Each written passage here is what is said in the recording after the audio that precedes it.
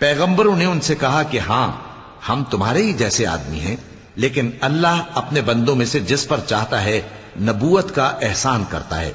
اور ہمارے اختیار کی بات نہیں کہ ہم اللہ کے حکم کے بغیر تم کو تمہاری فرمائش کے مطابق معجزہ دکھائیں، اور اللہ ہی پر مومنوں کو تو بھروسہ رکھنا چاہیے۔ اور ہم کیوں اللہ پر بھروسہ نہ رکھیں، حالانکہ اس نے ہم کو ہمارے دین کے سیدھے رستے بتائے ہیں، اور جو تکلیفیں تم ہم کو دیتے ہو اس پر ہم صبر کریں گے، اور اہل توکل کو تو اللہ ہی پر بھروسہ رکھنا چاہیے۔ اور جو کافر تھے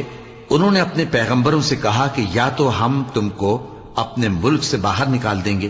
یا تم ہمارے مذہب میں واپس آ جاؤ۔